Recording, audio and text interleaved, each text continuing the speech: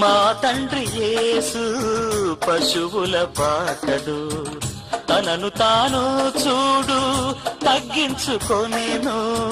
మా తండ్రి యేసు పశువుల పాటడు, తనను తాను చూడు తగ్గించుకొనెను. కుమారుడు క్రీస్తు ఒలివల తోటలో, కుమారుడు క్రీస్తు ఒలివల తోటలో మోకాళ్ళ కన్నీళ్ళ ప్రార్థించే చూడు.